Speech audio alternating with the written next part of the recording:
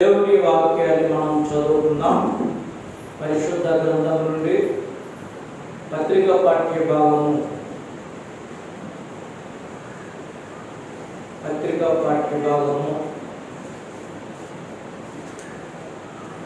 రోమీయులకు రాసిన పత్రిక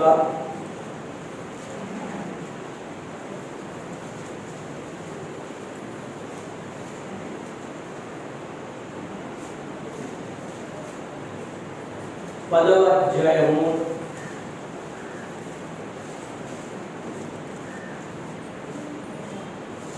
12వ వచనం 13వ వచనం మనం చదువుకున్నాం. యూదుడని గ్రీసు దేశస్థుడని భేదం లేదు, ఒక్క ప్రభువే అందరికీ ప్రభు అయి తనకు ప్రార్థన చేయు వారందరి కృప చూపుటకు ఐశ్వర్యవంతుడై ఉన్నాడు. ఎందుకనగా ప్రభు నామమును బట్టి ప్రార్థన చేయువాడెవడో వాడు రక్షింపబడును. చిన్న ప్రార్థన చేసుకుందాం. తలలు వంచండి, కళ్ళు మూసుకుందాం. ప్రేమ కలిగిన మా తండ్రి గారు, మీకు వందనాలు. కుమారుడు మా రక్షకుడు జీవాధిపతి యేసుక్రీస్తు ప్రభు మీకు స్తోత్రాలు. పరిశుద్ధాత్మ మీకు స్తుతులు చెల్లిస్తున్నాము స్వామి. మీ దయ మా మీద నా మీద ఉంచి నన్ను మమ్మల్ని ఈ విధంగా మీరు సంధించి మీ చిత్తంలో మీ ఉద్దేశంలో జ్ఞాపకం చేసుకుని మీ వాక్యాన్ని ధ్యానించే భాగ్యాన్ని మీరు మాకు నాకు అనుగ్రహించినందుకు స్తోత్రాలు తండ్రి. వాక్యంలో ఉన్నటువంటి తండ్రి ఆశీర్వాదాలు మాకు వివరించండి.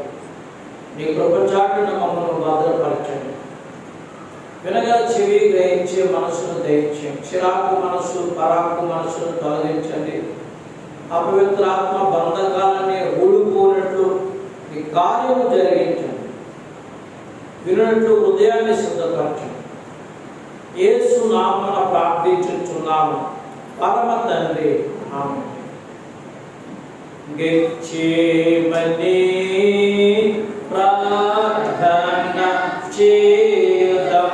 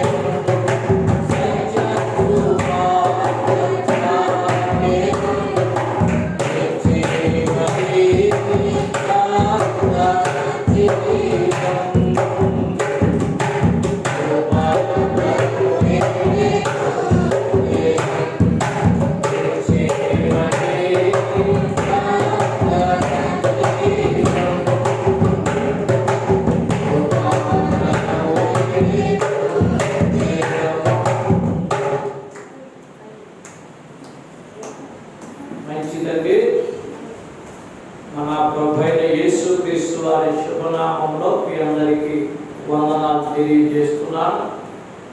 దేవునికి స్తోత్రం చెల్లిస్తున్నాను. హల్లెలూయా, హల్లెలూయా. చదవబడినటువంటి రోమీయులకు రాసిన పత్రిక 10వ అధ్యాయం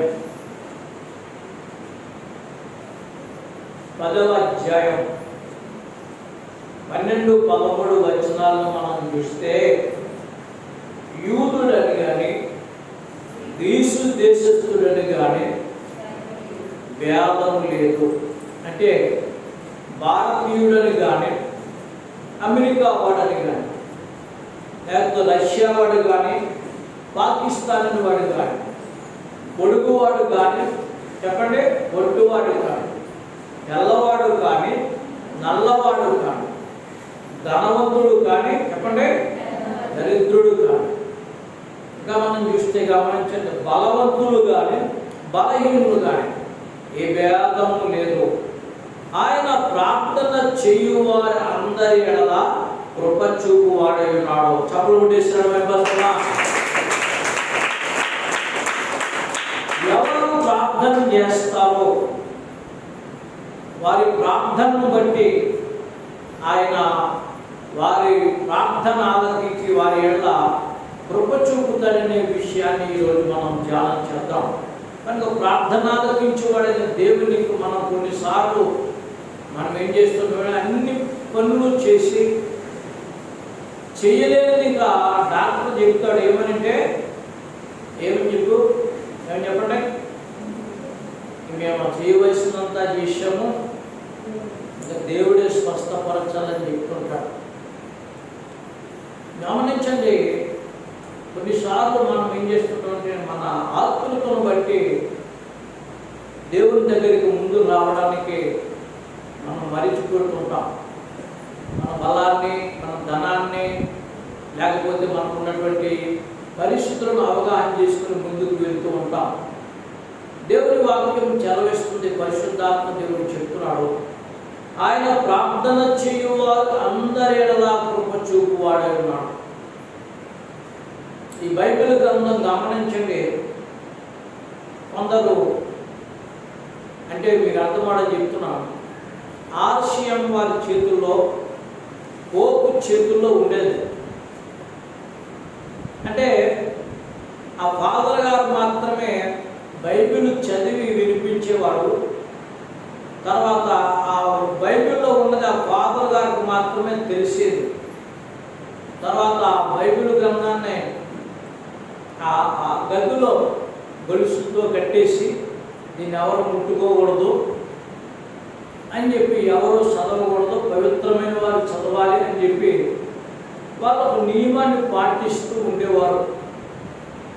ఆర్షియం ఫాదర్గా గమనించండి, తర్ఫీదు పొందడానికి వెళ్ళినటువంటి మార్టిన్ లూథర్ అనేటువంటి ఒక ఆయన ఏం చేసేదంటే, అందరికీ దేవుడు ఈయనే చెప్తున్నాడు కదా, అందరూ దేవుని వాక్యాన్ని ఎందుకు చదవకూడదు? దేవునికి స్తోత్రం చెప్పండి. అందరూ వింటారు, కొంతమంది మాత్రం ఏం చేస్తారు, మనసు చెప్పు ఇది నిజమా కాదని ఆలోచన చేస్తుంటారు. కానీ అందరికీ ప్రార్థన చేస్తే ఆలకిస్తాను నేనే చెప్తున్నాడు, మరి అందరూ ఎందుకు బైబిల్ చదవకూడదు అని చెప్పి ఆయన ఆలోచన చేసి ఆయన పోపుగా ఫాదర్గా ట్రైనింగ్ వెళ్ళడానికి ఆయన ఇష్టపడి, గమనించండి, ఉన్న సమయంలో రహస్యంగా ఒక రోజున గమనించండి బైబిల్ చదవడానికి ఆయన ప్రయత్నం చేశాడు. దీనికి స్తోత్రం చెప్పండి. అప్పుడు ఆయన గమనించింది ఏంటంటే, అందరూ బైబిల్ చదవచ్చు. చదువు ఇష్టమైపోద్దామా? అందరూ బైబిల్ చదవచ్చు, అందరూ కూడా ప్రార్థన చేయొచ్చు. చదవడము ప్రార్థనము చేయొచ్చు అని చెప్పి ఏం చేశాడంటే, ఆ పోపు అంటే మీకు అర్థమని చెప్తున్నాను, వాళ్ళని ఇంచుమించుగా 96 తప్పిదాలు చేసేవారట. ఆ ఫాదర్ గారు లేకపోతే వాళ్ళు 96 తప్పిదాలు చేసేవారట. ఏం తప్పిదం అంటే మీకు అర్థమని చెప్తున్నాను, ఎవరైనా పాపం చేస్తే ఈ పాపం చేశానని చెప్పి ఫాదర్ చెవిలో చెప్తే ఆయన కొంత డబ్బు ఈ పాపానికి పరిహారం డబ్బు చెల్లించాలని చెప్పి డబ్బు ఇస్తే మనం ఫ్రిడ్జ్ కొన్నప్పుడు బిల్లు కొట్టి డబ్బు కట్టి బిల్లు కడతాం, అలాగా బిల్లు ఇచ్చివాడు. నీ పాపం పోయింది మాట్లాడాడు. వాళ్ళు అనుకునేవారు పోయింది కదా అనుకునేవారు. ఇలా గమనించండి, నరహత్య చేసినా లేకపోతే దొంగతనం చేసినా, పొరుగు వాటి మీద అబద్ధ సాక్ష్యం పలికినా, ఇప్పుడు కోర్టులో అబద్ధ సాక్ష్యాలు మీరు కోర్టు దగ్గరికి వెళ్తే కొంతమంది విఐపీ కనపడతారు. విఐపీలు లాయర్కి తెలుసు, వాళ్ళకి జడ్జికి తెలుసు. వాళ్ళు ఏం చేస్తారు, కొంత డబ్బు తీసుకుని అబద్ధ సాక్ష్యాలు చెప్పుకుంటారు. డబ్బుకు ఆశపడి వాళ్ళు అబద్ధ సాక్ష్యాలు చెప్పి ఏం చేస్తుంటారంటే, గమనించండి,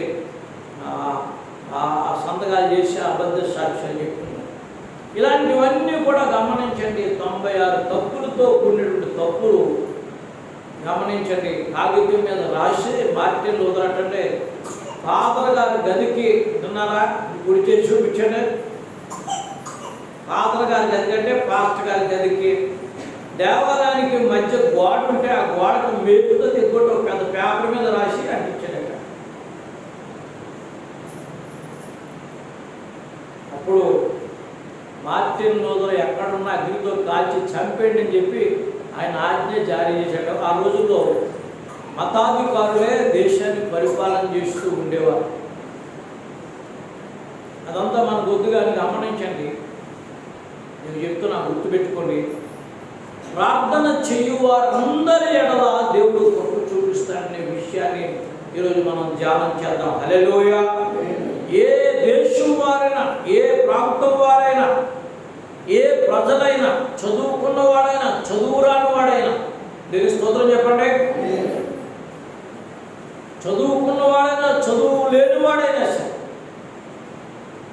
ఎవరైనా సరే ఆయనకు ప్రార్థన చేస్తే వారందరి ఎడల కృప చూపుతున్న విషయాన్ని పరిశుద్ధాత్మ దేవుడు మనకు బయలుపరుస్తున్నాడు.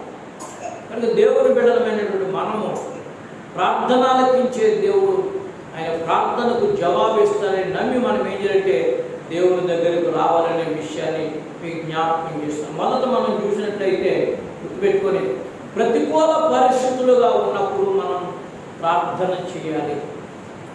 అంటే మనకు అనుకూలంగా లేని పరిస్థితులు, దేశంలో కావచ్చు, కుటుంబంలో కావచ్చు, కాలేజీలో కావచ్చు, వ్యాపారంలో కావచ్చు, ఉద్యోగంలో కావచ్చు, బంధువుల్లో కావచ్చు, పంట పొలాల్లో కావచ్చు, మనం అనుకున్నటువంటి పరిస్థితులు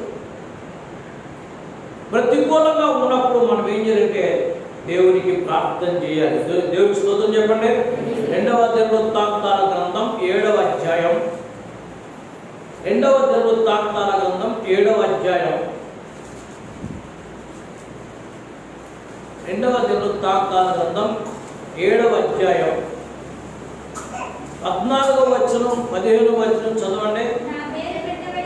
నా పేరు పెట్టబడిన నా జనులు తమ్మును తాము తగ్గించుకొని ప్రార్థన చేసి నన్ను వెదకి తమ చెడు మార్గములను విడచిన ఎడల ఆకాశము నుండి నేను వారి ప్రార్థనను విని వారి పాపమును క్షమించి వారి దేశమును స్వస్థపరచుదును. దేవునికి స్తోత్రం చెప్పండి.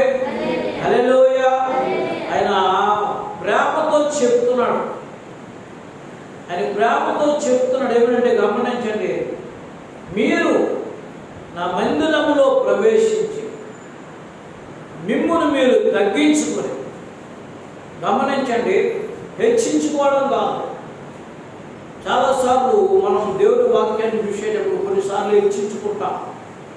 అదే యేసు వారు చెప్పారు ఏమనంటే, ధనవంతుడు ఒకడు, శుంకరకుడు ప్రార్థనా మందిరంలోకి వెళ్ళారని, ధనవంతుడు వారానికి 2 సార్లు ఉపవాసం ఉంటున్నాడని, తనకు కలిగినది దశంభాగం ఇస్తున్నాడని. గమనించండి, అతను ప్రార్థన చేస్తూ ప్రార్థనలో కొన్ని చెప్తున్నాడు. బైబిల్ ఏం చెప్తుందంటే, ప్రార్థనలో మనము దేవునికి చెప్పడంతో పాటు గమనించండి, కొన్ని ఒప్పుకోవడం చేయాలి. దేవుని స్తోత్రం చెప్పండి. హల్లెలూయా. చెప్తున్నాడు, గమనించండి. చెప్తూ అన్నాడండి. నేను మళ్ళీ చెప్తున్నాను, దశమ భాగం ఇస్తున్నాను అంటే ఇవ్వకూడదని చెప్పడం లేదు బైబిల్, ఇవ్వమనే చెప్తుంది. తర్వాత ఏం చెప్తుంది, వారానికి 2 సార్లు ఉపవాసం ఉంటున్నాను చెప్తున్నాను. గమనించండి, అతను 3వ మెట్టు ప్రార్థన చేస్తుంటే ఈ నా పక్కన ప్రార్థన చేసి దరిద్రుడైన శుంకర్లా నేను ఉండకుండా ఉన్నందుకు స్తోత్రం అని చెప్పి ఇప్పుడు ఆ ప్రార్థనలు ఏం లేదో తగ్గించుకునే లాభం. కొన్నిసార్లు మనం మన పక్కవారిని చూస్తూ ఉంటాం. దేనికి స్తోత్రం చెప్పండి. మన పక్కవారితో మనకు పని ఎప్పుడంటే మన పక్కవారు పడిపోయినప్పుడు వారిని లేవనెత్తే విధంగా ప్రార్థన చేయాలి తప్ప వారిని కించపరిచే విధంగా మనం ప్రార్థన చేయకూడదు. కొన్నిసార్లు గమనించండి, కొన్ని వార్తలు వస్తున్నప్పుడు గమనించండి. ఈ మధ్యకాలంలో పాస్టర్ గారు చనిపోయారు. చనిపోయినప్పుడు గమనించండి, మరో పాస్టర్ గారు నాకు ఫోన్ చేశారు. పాస్టర్ గారు మీకు తెలుసా, మరో పాస్టర్ గారు చనిపోయారు. ఇప్పుడే తెలిసిందంటే కొంచెం బాగున్నాడు. ఎంత పోజు కొట్టేవాడండి వాడు, చూటేసుకునేవాడు, నవ్వుతూ మాట్లాడుతున్నాడు. నిన్న చాలా బాధ కలిగింది, చాలా దుఃఖం కలిగింది. అంటే పక్కన పాస్టర్ గారు చనిపోతే ఈ పాస్టర్ గారి కారణమా? పక్కన పాస్టర్ గారు చనిపోతే ఈ పాస్టర్ గారి కారణమా? నేను చాలా బాధపడ్డాను. అరే తప్పులుంటే ఉండొచ్చు, గమనించండి. తప్పులు లేకుండా ఉండమని చెప్పడం లేదు. వాళ్ళు అందమైన బట్టలు వేసుకుంటే వేసుకుంటారు, దేవుని స్తోత్రం చెప్పండి, వాళ్ళు లెక్క చెప్పుకుంటారు. కానీ ఆ పాస్టర్ గారు చనిపోలేదు, ఈయనెందుకు నవ్వాలి, మరి నాకెందుకు ఫోన్ చేసి నవ్వుతూ ఎట్టగారని చెప్పి నేను బాధపడతాను. కానీ గమనించండి, దైవజనులలోనే ఇలాంటి భయంకరమైనటువంటి కుళ్ళుతో కూడినటువంటి, స్వార్థంతో కూడినటువంటి, లోక సంబంధమైన హెచ్చుతగ్గులు కూడించినటువంటి ప్రార్థన ఉంటే మనుషుల్లో ఎలా ఉంటుంది? బైబిల్ పట్టుకునే వారి నుంచే, బైబిల్ పట్టుకుని ప్రార్థన చేసేవారి గురించే ఇలాంటి హెచ్చుతగ్గులు ఉంటే గమనించండి, ఇక లోకం ఎలా ఉంటుంది? చాలా బాధపడ్డా, చాలా వేదన పడ్డా నా విషయాన్ని నేను చూసాను. గమనించండి, ఈ ధనవంతుడు ఏం చేస్తుంటే వారానికి 2 సార్లు ఉపవాసం ఉంటున్నాను, నా ఆస్తంలో దశమ భాగం ఇస్తున్నాను, 3వ మెట్టు ప్రార్థన చేస్తున్నాను. ఈ శుంకరు వలె ఉంటున్నందుకు నీకు వందనాలని చెప్తున్నాను. అయితే గమనించండి, శుంకరి ప్రార్థన చేస్తున్నాడట, దేవా పాపినైన నన్ను జ్ఞాపకం చేసుకో. నేను ఆకాశం వైపు కొలెత్తి చూడడానికి ఏమాత్రం కూడా యోగ్యుడను కాను, తండ్రిని పిలవడానికి కూడా యోగ్యుడను కాను.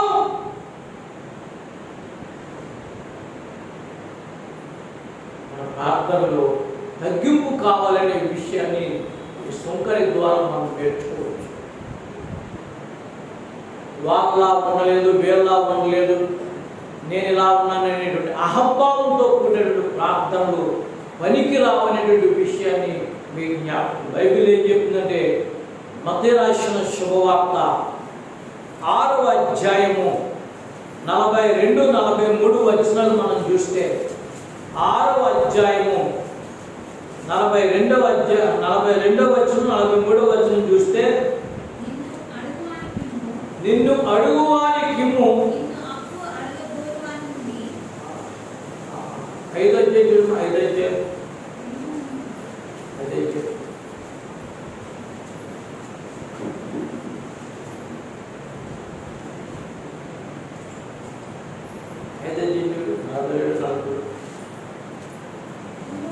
నీ పొరుగువారిని ప్రేమించి నీ శత్రువును ద్వేషించుమని చెప్పబడిన మాట మీరు విన్నారు కదా. నేను మీతో చెప్పినది ఏమనగా, దేవునికి స్తోత్రం చెప్పండి. యేసు ప్రభువు చెప్తున్నాడు, నేను మీతో చెప్పినది ఏమనగా, మీరు పరలోకమందున్న మీ తండ్రికి కుమారులగునట్లు మీ శత్రువులను ప్రేమించుడి, మిమ్మును హింసించు వారి కొరకు మిమ్మును హింసించు వారి కొరకు ప్రార్థన చేయుడి. ప్రార్థన చేయుడి. రెండు చేతులు దేవుని స్తోత్రం చెప్పండి. హల్లెలూయా, హల్లెలూయా. ఎవరైతే మిమ్మల్ని బాధ పెట్టేవారు ఉన్నారో, ఎవరైతే మిమ్మల్ని చిన్న చూపు చూచేవారుగా ఉన్నారు, ఎవరైతే మిమ్మల్ని హేళన చేసేవారు ఉన్నారో గమనించండి, వారి నిమిత్తము తగ్గించుకొని ప్రభువా నీ సన్నిధి నేను ప్రార్థన చేస్తున్నానని చెప్పి మనం ప్రార్థన చేస్తే ఆ ప్రార్థన వెంటనే విషయాన్ని కూడా మనం చెప్పి కాబట్టి మీరు పరలోకమందు దేవుని కుమారులు అవుతారనే విషయాన్ని అక్కడ స్పష్టమే. కొంచెం బాధగా ఉంటుంది కదా తిట్టే వారి గురించి ప్రార్థన చేయడం అంటే, కొంచెం బాధగా ఉంటారు. ఎగతాళి చేసే వారి గురించి ప్రార్థన చేయడం అంటే బాధగా ఉంటారు. అదే మన కొడుకు, అదే మన కూతురు, గమనించండి, అదే మన కోడలు అయితే ఏం చేస్తామంటే మనం ప్రార్థన చేస్తాం, ప్రభువా వీళ్ళు మారాలి, వీళ్ళకి తెలియదు వీళ్ళని క్షమించు. దేవుని బిడ్డలుగా మనం ఈరోజు వాక్యం మనం నేర్చుకుంది ఏంటంటే తగ్గించుకొని ప్రార్థన చేయాలి. రెండవ మెట్టు చెడుతనమును విసర్జించి మనం ప్రార్థన చేయలే విషయాన్ని మనకి జ్ఞాపకం చేస్తున్నాం. దేవునికి స్తోత్రం చెప్పండి.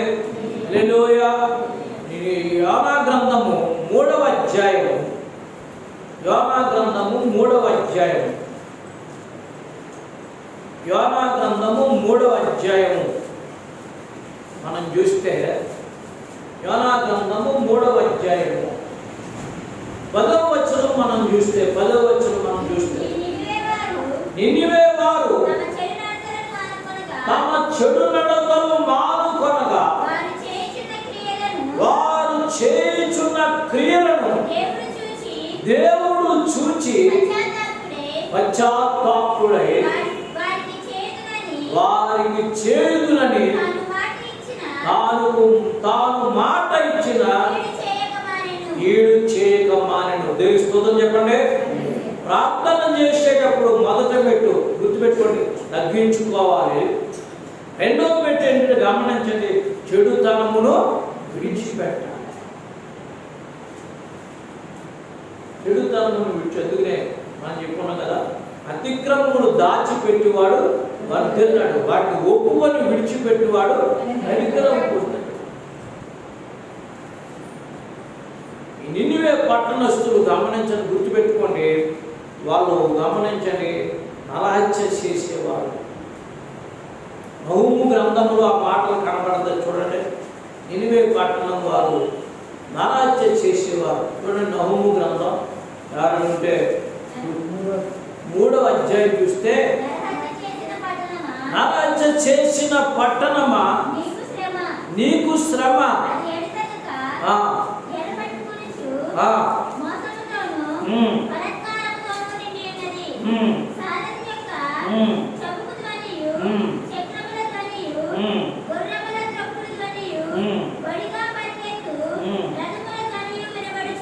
ఇంకా మనం చూస్తే 4వ వచనం వస్తే చదువుతాను. చక్కని దానివై వేశ్యవై చిల్లంగితనమందు జ్ఞానం గల దానివై జాగ్రత్తము చేసే జనాంగముల మీద చిల్లంగితనము జరిగించి సంసారములను చూడండి. ఆ పట్టణంలో నరహత్య జరుగుతున్నది. అంటే ఎదురొచ్చిన వారిని నరికేస్తుంటారు, లేకపోతే వాళ్ళకు ఉన్నటువంటి నిస్రో దేవత ఉంది. ఈ నిస్రో దేవతకు మనుష్యుని బలి చేస్తూ ఉండేవారు. ఇంకా ఏం చేశారంటే చేతబడిన వాళ్ళు చేస్తూ ఉండేవారు. అలాంటి పట్టణములకు యోనాను దేవుడు వెళ్ళమంటే గమనించండి, యోనా నినివే పట్టణానికి వెళ్ళకుండా తర్షీషుకు పారిపోతున్నాడు. వెళ్ళిపోతున్న సమయంలో మీ అందరికీ తెలుసు, వాడ మీద తుఫాను వచ్చింది. ఇక్కడ ఒకసారి ఆగుదాం. నువ్వెక్కడ గమనించండి, దేవునికి దూరం అవుతావు, నువ్వెక్కడికి పారిపోతున్నావు, అప్పుడు నీకు కొన్నిసార్లు సూచనలు ఎదురవుతుంటాయి. నీ మార్గం సరైనది కాదు అని. దానికి ఉదాహరణ ఏంటంటే, యోనా పారిపోతున్నప్పుడు గమనించండి, యోనా ఉన్న స్థలం స్థలములో అంటే ఆ సముద్రంలో యోనా ఉన్న వాడ మీద మాత్రమే తుఫాను వచ్చింది. సముద్రం అంతా అక్కడ అల్లకల్లోలం అయిపోయింది. వాళ్ళు అనుకున్నారు తుఫాను వచ్చింది కదా, మనం రక్షించబడాలంటే వాడను తొలిపి చేయాలనుకున్నారు. వాడలో ఉన్న ఆహారం అంతా బయటికి వేశారు, బరువులన్నీ బయటికి వేసేసారు. ఏమీ తగ్గలేదు. తగ్గకపోయేటప్పటికి గమనించండి, సీట్లు వేసుకున్నారు. సీట్లు వేసి చూసుకునేటప్పటికి ఒక్కొక్కడి మీద సీటు వేసేటప్పటికి ఎవడైనా తప్పు చేస్తే వాడు పేరు వస్తుంది చీటు అని చెప్పి వాళ్ళ నమ్మకం. చీటు వేసేటప్పటికి యోనా పేరు వచ్చింది. యోనా ఎక్కడని చూస్తే వాడు అడుగు భాగానికి వెళ్ళిపోయి నిద్రపోతున్నాడు. దేవుని నమ్మని వారు గుర్తుపెట్టుకోండి, దేవుని నమ్మని వారు గమనించండి, వాళ్ళ దేవుళ్ళకు ప్రార్థన చేస్తున్నాడు. దేవుని నమ్మిన వాడు ఏం చేస్తున్నాడు చెప్పండి? కొంచెం బాధ కలుగుతుంది. దేవుని నమ్మని వారు వాళ్ళ దేవుళ్ళకు ప్రార్థన చేస్తున్నారు. దేవుని నమ్మిన వాడు వాడ అడుగు భాగానికి వెళ్ళి నిద్రపోతున్నాడు. చీటు వాడి పేరున పడ్డాదు కనుక వాళ్ళందరూ ఒక్క దాటిగా చుట్టూ పడుకున్నాడు. వెళ్ళి బాబు లెగినాయన తండ్రి, చిన్న తండ్రి, చిట్టి తండ్రి లెగినాయన, ఎంత జడ్జాగా నిద్రపోతున్నావు బాబు, ఒకసారి లెగు బాబు అంటే. ఇప్పుడు అన్నారు, నీ పేరేం పేరు బాబు? నా పేరు యోనా అండి. నువ్వెవరో బాబు? ఆకాశానికి భూమికి దేవుడిని యెహోవా బిడ్డలు సేవకుడు. మరి ఏం బాబు ఇలా నిద్రపోతానంటే? ఏం లేదు, నిద్ర వచ్చి నిద్రపోతాను. లేదా నిన్ను బట్టి ఈ తుఫాను వచ్చింది, సముద్రం మీద అల్లకల్లోలం జరుగుతుందని మేము తెలుసుకున్నాం. నువ్వేం చేశావు అంటే అప్పుడు చెప్తున్నాడు, నినివే పట్టణం దేవుడు వెళ్ళమన్నాడు, నేను వెళ్ళలేదు. జాగ్రత్తగా ఇక్కడ దేవుని సేవకుడు కూడా చేయవలసింది చేయకపోతే కొన్ని ఇబ్బందులు ఎదురవుతాయనేటువంటి విషయాన్ని ఇక్కడ మాకు మేముగా బోధించుకుంటున్నాం. కనుక ప్రార్థన అవసరత ఉన్నది. దేవుని స్తోత్రం చెప్పండి. ప్రార్థన మందిరంలో ప్రార్థన ఉంటే నువ్వేం చేస్తున్నావు? దైవ సేవకుడు ప్రార్థన చేస్తున్నాడు, నువ్వు ప్రార్థన చేయగలుగుతా? నువ్వు ప్రార్థన చేయగలుగుతా? ఒకరిగా బలవతి ఇంట్లో హ్యాపీగా పడుకుంటావు. కరోనా రోగం తెచ్చిపెట్టింది ఏంటంటే శుభ్రంగా తిను, నో డౌట్, ఎంతైనా తిను.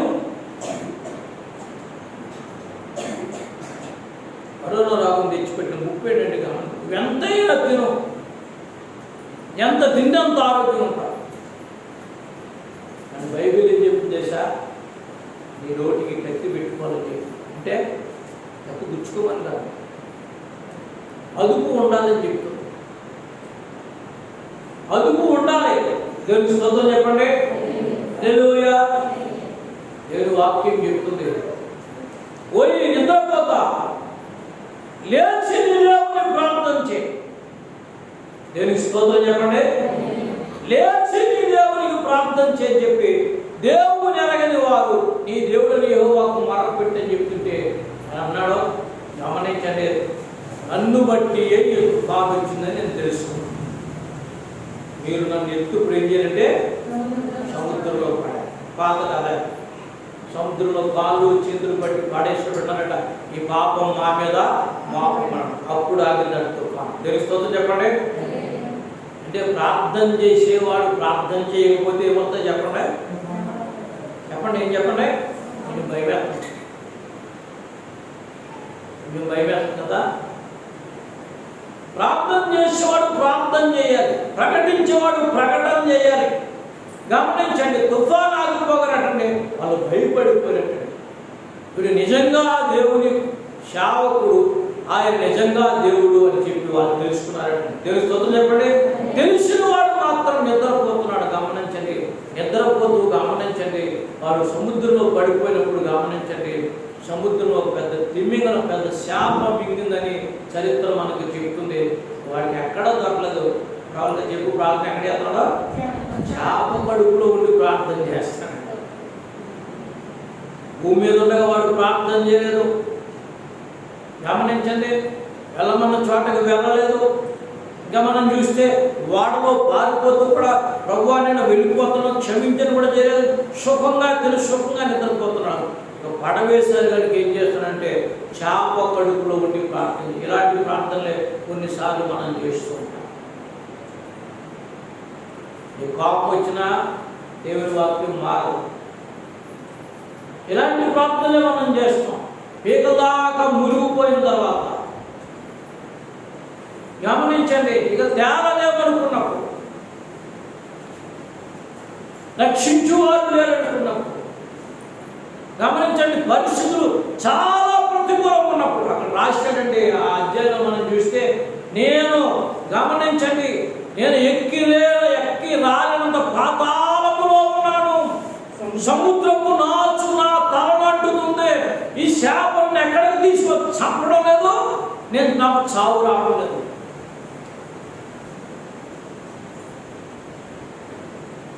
ఇలాంటి ప్రార్థనలే మనం చేస్తూ ఉంటాం.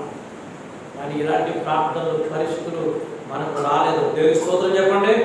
మన చుట్టూ ఉన్నాయి, కాదని చెప్పండి ఎవరైనా, మన చుట్టూ ఉన్నాయి. మన చుట్టూ కూడా మనం చెవులారా వింటున్నాం. రాత్రి పడుకున్నప్పుడు ఒకటి అంటున్నాం,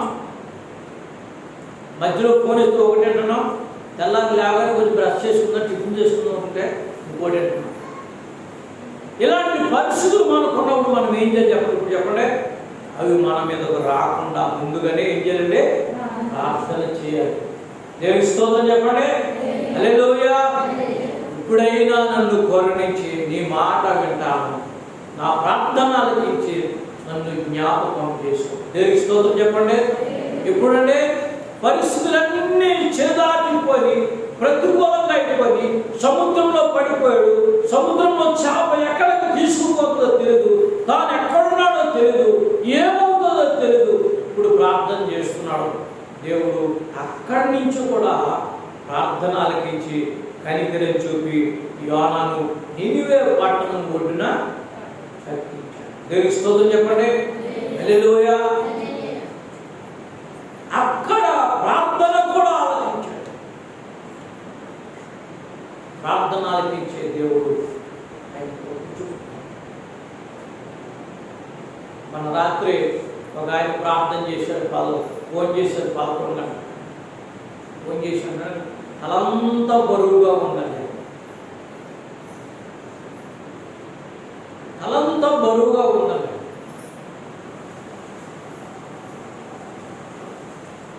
మేము ఒకటాను ప్రార్థన చేస్తాం, దేవుడు చూపుతాడు. నేను ప్రార్థన చేసాం, తర్వాత మళ్ళా మందిరంలోకి వచ్చాం. మళ్ళా మందిరంలోకి వచ్చి పసిపెట్టుతో కలిసి చేతులు ఎత్తి ప్రార్థన చేశాను. నేను దేవుడు చేశాను. చుమిటిగా 12:30 ప్రభువా, ఆయన ఒంటరిగా ఉన్నాడు.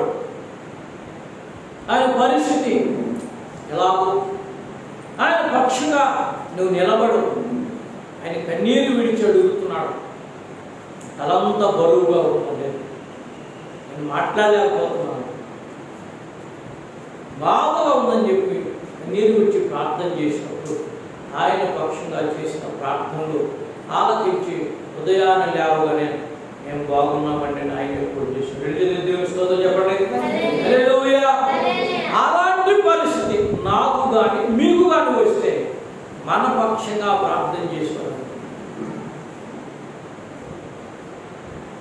మధ్యాహ్నం ప్రభు మనతో మాట్లాడినప్పుడు మన హృదయాల్లో ఒక ఆలోచన రావాలి. మధ్యాహ్నం ప్రభు మనతో మాట్లాడినప్పుడు ప్రభు మన హృదయాల్లో ఒక ఆలోచన కావాలి. రానా గమనించండి, లోతైన జలములో ఉన్నాడు, పైకి ఎక్కినంత జలములు అతని మీద ఉన్నాయి. కానీ అక్కడి నుంచి కూడా ప్రార్థన చేశాడు, కృపతో నన్ను జ్ఞాపకం చేశాడు. కృప అంటే అర్థం చెప్తాడు మల్లజ్ఞ, అర్హత లేనివాడు, యోగ్యత లేనివాడు, అడగడానికి హక్కు లేనివాడు అన్నీ అంటాడు కదా. నువ్వు నా మాట వినలేదు కదా, నువ్వు నన్ను అడగడానికి సరిపోరాడు. తల్లి అంటది కదా, నేను చెప్పిన మాట వింటే నీకు కర్మ వచ్చేది కదా. కొన్నిసార్లు భార్య అంటారు, కొన్నిసార్లు బిడ్డలు అంటారు. వాళ్ళు ఏం చేస్తుంటే వాళ్ళు కొలతలు వేస్తుంటారు. దేవునికి స్తోత్రం చెప్పండి. దేవుడు కొలతలు వేయడు. నువ్వు తగ్గించుకునే విధానాన్ని బట్టి ఏం చేస్తుంటే అని నువ్వు పైకి లేవనెత్తాడు. దేవుడు స్తోత్రం చెప్తావా? హల్లెలూయా, హల్లెలూయా, హల్లెలూయా. యోనా కాలములో మేమున్నాము, నిత్యము నవ్వుల పాలకుచున్నాము.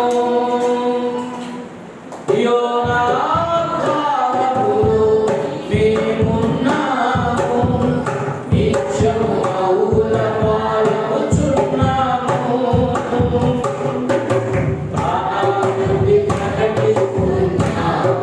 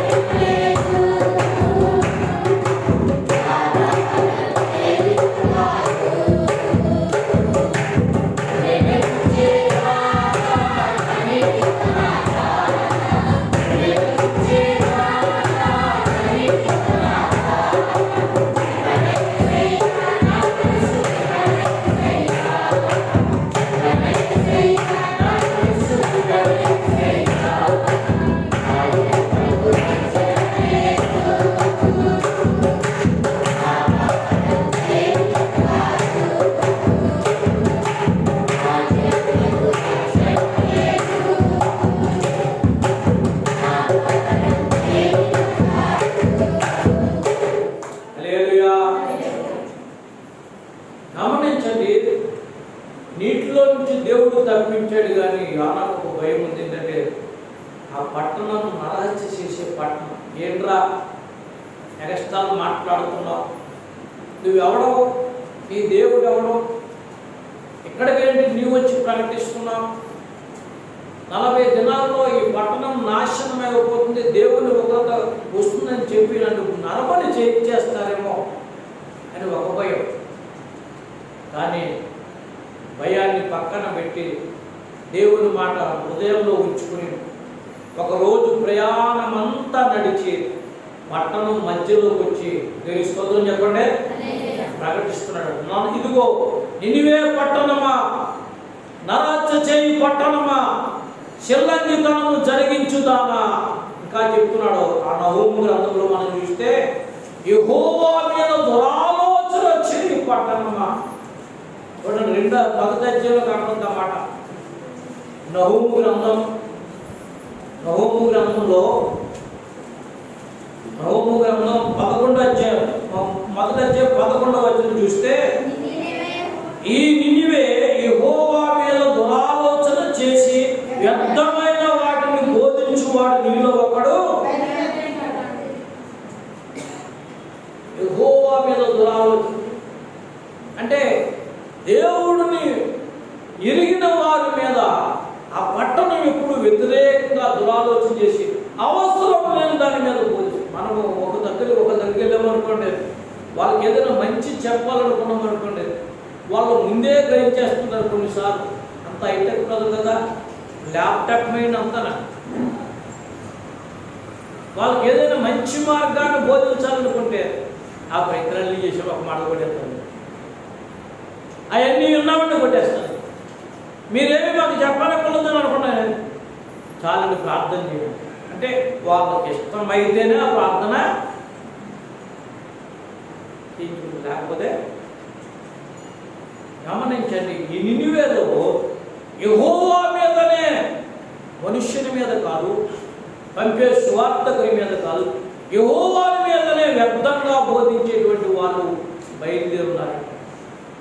అలాంటి పట్టణానికి దేవుడు నినివే వెళ్ళమన్నప్పుడు ఆ పట్టణపు మధ్యలోకి వెళ్ళి 1,70,000 మంది ఉన్నారు ఆ పట్టణంలో. అంటే ఇంచుమించుగా గమనించండి, ఇప్పటితో పోల్చుకుంటే హైదరాబాద్ కంటే పెద్దదే. ఇప్పటితో పోల్చుకుంటే అది క్రీస్తు పూర్వం పట్టణం. అప్పుడే 1,20,000 మంది ఉన్నారంటే చూడండి, ఆ మాట మీకు చూపిస్తాను. నోవాగ్రంథంలో యోనాగ్రంథంలో చూడండి, యోనాగ్రంథంలో చూడండి 4వ అధ్యాయము 11వ వచనం చూడండి. అయితే 120,000 కంటే ఎక్కువై ఒక్కసారి వాళ్ళు ఎంత జనం ఉన్నారో కానీ, అంత విస్తారమైన జనం ఉన్నారు కానీ వాళ్ళకి ఏం తెలియదు చెప్పండి. కుడి చేయంటో ఎడం చేయంటో తెలదు. కుడి చేయంటో ఎడం చేయంటో అంటే మంచి ఏంటో చెడ్డో తెలియదు వాళ్ళకి. వాళ్ళు కంటికి కనబడితే మంచి, వాళ్ళు హృదయానికి చేయవలసింది అది మంచి. ఈరోజు యవనస్తులు కావచ్చు, దేవుని ఎరగిన వారు కావచ్చు, సెల్ ఫోన్లో ఏదుంటే మంచి. కొంతమంది క్షమించండి అని నేను అనకూడదు కానీ అంటున్నాను, కొడుకులో కూతురు ఎదుగుతే మంచి.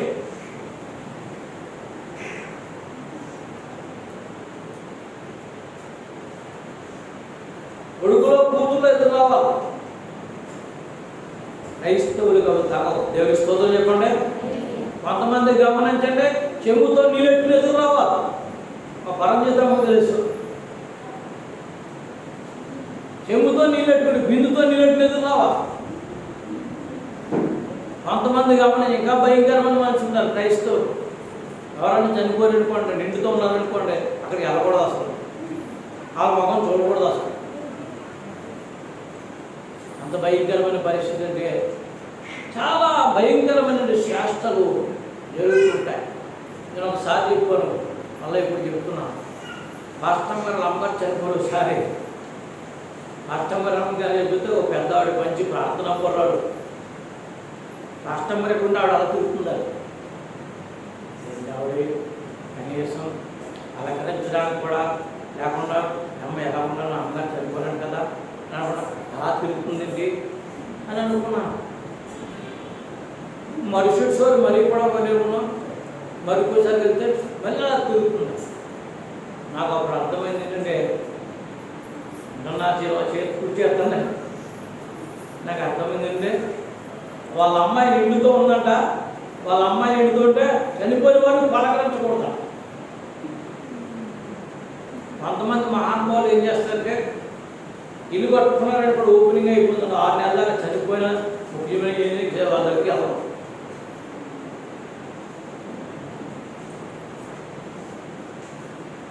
గమనించండి, ఇలా తిరుగుతుంటే నాకు అర్థమైంది, వాళ్ళ అమ్మాయి నిండుతో ఉందంట, అందుకు వీడు మాట్లాడకూడదంట అని చెప్పి నాకు తెలిసింది. సర్లే వాళ్ళు తెలుసుకున్నారు. నేను ఏమన్నా సుమా దేవుడు చెప్తున్నాను, దేవుడు చెప్తున్నాను, వాళ్ళు తెలుసుకునే రోజు వస్తుంది. కోడలు నిండుతో ఉండగా ఆవిడ చనిపోయింది. ఇప్పుడు ఆవిడ ఎవరు పడుతుందో చెప్పండి. పరంజోతమ్మ తెలుసు. వాడు కోడలు నిండుతుండగా ఆవిడ చనిపోయింది. మరి ఇప్పుడు ఎవరు వస్తారు? ఎందుకు విషయాలు చెప్తున్నారు? లోక సంబంధమైన మూలపాఠాలు కొన్ని ఉంటాయి, అవి దాటి మనం దేవుని దగ్గర రావాలి. దేవునికి స్తోత్రం చెప్పండి. హల్లెలూయా, హల్లెలూయా. ఆయన ప్రార్థన చేయు వారందరి ఎట్లా ప్రపంచంలో ఉన్నాడు. కుడి చేయండో ఎడం చేయండో తెలియనటువంటి వాళ్ళు అంటారు. వాళ్ళు అంటే వాళ్ళ మైండ్లో ఫిక్స్ అయిపోయింది. వాళ్ళ మైండ్లో ఫిక్స్ అయిపోతా కొన్నిసార్లు ఆ నియమాలు అలా పాటిస్తూనే ఉంటారు. గమనించండి, ఆ నియమాలను దాటి గమనించండి, దేవుని వైపు రావాలనే విషయాన్ని మనం జ్ఞాపకం చేస్తున్నాం. దేవుని స్తోత్రం చెప్పండి. హల్లెలూయా. దేవుని వాక్యం చెప్తుంది, నినివే పట్టణంలో దేవునికి విరోధంగా ఆలోచన చేసేవారు ఉన్నారు, దేవునికి విరోధంగా ఆలోచన చెప్పేవారు ఉన్నారు. అలాంటి పరిస్థితుల మధ్య గమనించండి, యోనా అక్కడికి వెళ్ళి ప్రకటించవలసి వచ్చింది. ఓ నినివే పట్టణమా, 1,20,000 మంది ఉన్నటువంటి పట్టణమా, బహు విస్తారమైన జనాంగం ఉన్న పట్టణమా, గమనించు, నీ మీదకి దేవుని కోపం దిగి రాబోతుంది. తెలుసుకోవాలని దేవుడు నిన్ను ప్రకటించమని కోరుతున్నాడంటే ఆ మాటలు విన్నట్టండి రాజు సింహాసనము దిగాడటండి. రెండు చేతులకి దేవుని స్తోత్రం చెప్పండి. మంత్రులు సింహాసనము దిగారటండి. దేవుని స్తోత్రం చెప్పండి. పిల్లలు, పెద్దలు, వృద్ధులు, బాలులందరూ కూడా సింహాసనము దిగి గోనె పట్ట కట్టుకొని బూడిద తల మీద వేసుకుని ఆకాశం వైపు చేతులెత్తి తమ చెడు పొడులన్నీ మోరుకున్నారటండి. ప్రార్థన చేయడం వేరు. ఇది తన తండ్రి, అది తన తండ్రి, అది తన తండ్రి, ఇది తన తండ్రి అంటే మొక్కుకోవడం వేరు. చెడుతనమును విడిచిపెట్టి ప్రార్థన చేయడం వేరు. దేవునికి స్తోత్రం చెప్పండి.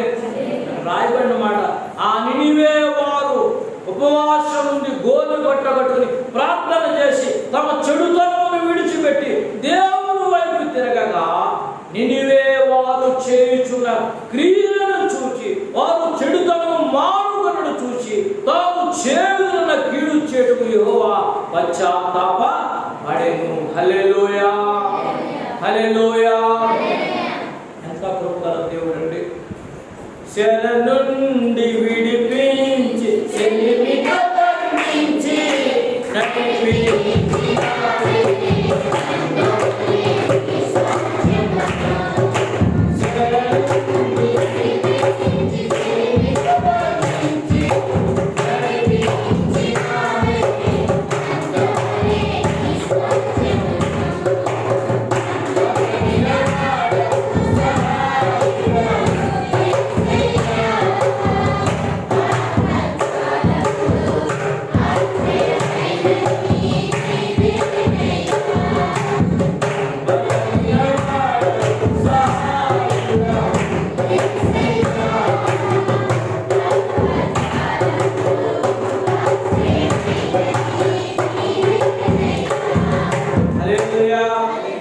గమనించండి. దేవుని బిడ్డలమైన మనము గుర్తుపెట్టుకొని మనము తగ్గించుకోవాలి. రెండవ మెట్టు చెప్పండి, చెడుతనమును వాళ్ళు చిల్లంగితనం చేసేవారు. రెండవ మాట గమనించండి, నరహత్య చేసేవారు. ఇంకా మూడవ మాట, యెహోవా మీద దురాలోచన చేసి వ్యర్థమైన దాన్ని బోధించేవారు. అసలు ఈ పట్టణాన్ని కట్టించిన వాడు ఎవడంటే, మీకు సాకోదర మాట చెప్తే నోవహు మునుమనవడు. నోవహు మునుమనవడు. నోవహు కుమారుడు షేము, హాము, యాపెతు. షేము, హాము, యాపెతు. హాము వంశంలో కూషు అనేవాడు. కూషు పుట్టినవాడు నిమ్రోదు. ఈ నిమ్రోదు అనేవాడు గమనించండి, బాబేలు గోపురం కట్టాడు. నినివే పట్టణం కూడా కట్టాడు. నినివే పట్టణం గమనించండి కట్టబడింది, బాబేలు గోపురం కట్టబడలేదు. దాన్ని గమనించండి, వాళ్ళ ఆలోచన మాత్రం ఆ పట్టణంలో పెట్టలేదు, కానీ ఈ నినివే పట్టణంలో పెట్టాడు. మీకు ఇంకా అర్థం కూడా చెప్తాను. కొంతమంది ఆలోచనలు ఉంటాయి, మీకు అర్థమని చెప్తున్నాను. కొంతమంది వాడు చేయలేని ఏం చేస్తుంటే ఎంతతోటికి వేగదవుతుంటాడు. ఈ మధ్య మా సాల్మన్ పాస్టర్ కొన్ని చెప్తున్నారు, నాన్నగారంటే పేకాట ఆడడానికే గుండాట కొట్టుకెళ్ళి ఎక్కడొద్దండి, ఎవరింట్లో ఉండాడు ఆడేచ్చాడన్న. దేనిరా ఎవరింట్లో ఆడుంటే ఎలాగ ఆడేచ్చాడు? సెల్ ఉంది కదండి, సెల్కి ఇచ్చారండి బ్యాంక్ కనెక్షన్. సెల్కి ఇచ్చారండి బ్యాంక్ కనెక్షన్. ఇక్కడ నొప్పుకుంటే ఆడెక్కడ నొప్పుతాడు, ఆడెక్కడ నొప్పుకుంటే ఇక్కడ ఆడతాడు. ఎవడుకుంటే అక్కడ, ఎవరింట్లో అంటే గీకేసుకోవచ్చు.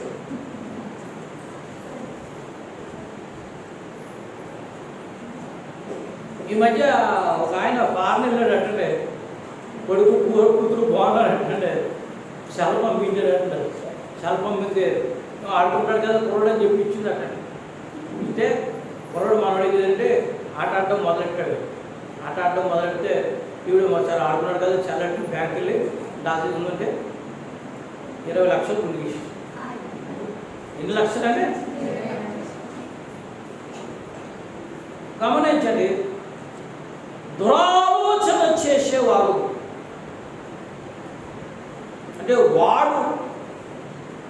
వాడు గమనించండి, వాడి దగ్గర ఆలోచన పారకపోతే ఇంకొకరి మీద పెడుతుంటాడు. ఈ నిమ్రోదు గమనించండి, బాబేల్లో వాడు ఆలోచన పారలేదు, భాషలు తారుమారైపోయి ఆ పట్టణం, ఆ గోపురం అలా ఆగిపోయింది. భాషలు మారిపోతే వాళ్ళు చల్లా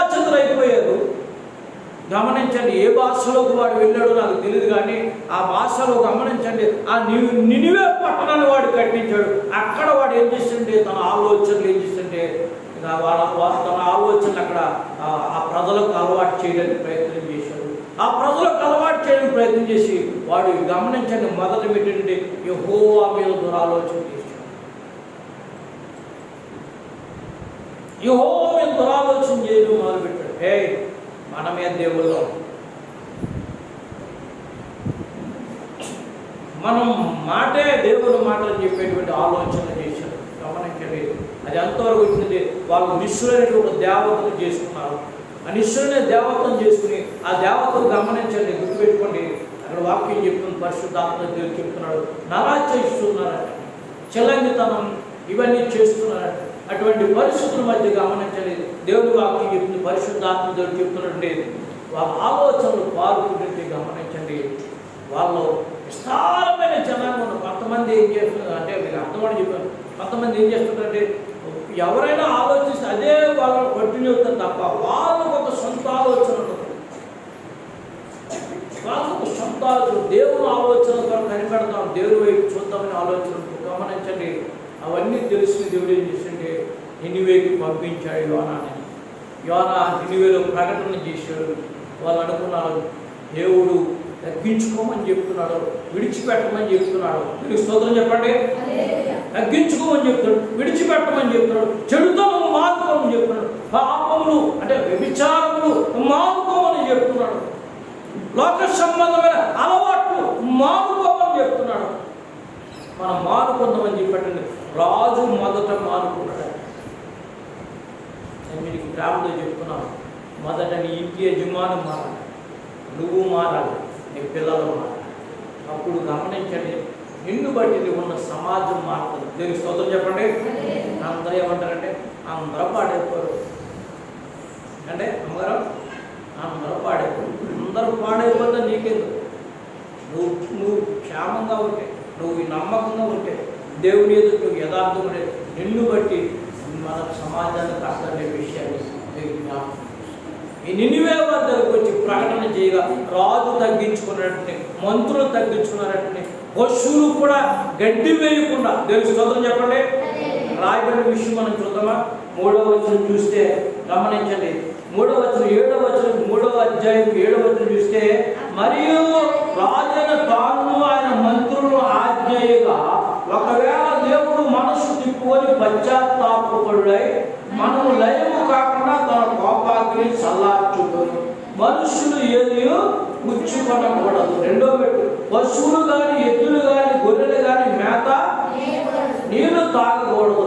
మనుషులు తమ దుర్మార్గములను విడిచిపి తాము చేయుచున్న బలత్కారములను మనుషులేమి పశువులేమి సమస్తము గోనెపట్ట జనులు మనపూర్వకంగా దేవుని అని దూతలు నినివే పట్టణములో చాటింపగా ఈ నినివే వారు తమ చెడు నడతలు మానుకొనగా వారు చేయుచున్న క్రియలను దేవుడు చూచి పశ్చాత్తాపపడి వారు చేయునని మాట ఇచ్చిన కీడు చేయక దేవునికి స్తోత్రం చెప్పండి. హల్లెలూయా. గమనించండి, కొంచెం ఉన్నటువంటి ప్రమాదాల నుండి మనం తప్పించబడాలంటే గుర్తుపెట్టుకోండి, మనం ప్రార్థన చేయాలి. మనం ప్రార్థన చేయాలి. భోజనం చేయడానికి సమయం ఉంది, దేవునికి స్తోత్రం. ఇంట్లో కూర్చుని అందరూ భోజనం చేస్తున్నాం. ఇంట్లో కూర్చునే గమనించండి, క్షేమంగా మాట్లాడుకుంటున్నాం, అది మంచిది, చాలా మంచి దేవుడు కృప. కానీ ఒక్క అర్ధగంట అయినా కుటుంబంతో కలిసి ప్రార్థన చేసుకునే అవకాశం ఇస్తే, ఒక అర్ధగంట అయినా కుటుంబంతో కలిసి ప్రార్థన చేసుకునే సమయం నీకు ఇస్తే గమనించండి, దేవుడు ఇంకా నేను దీవిస్తున్న విషయాన్ని నీకు జ్ఞాపకం. తాను చేదునున్న కీడు చేయక పశ్చాత్తాపుడు అయిన విషయాన్ని అక్కడ మనం చూస్తాం. దేవుని బిడ్డలమైనటువంటి మనం గమనించండి, తగ్గించుకొని ప్రార్థన చేయాలి.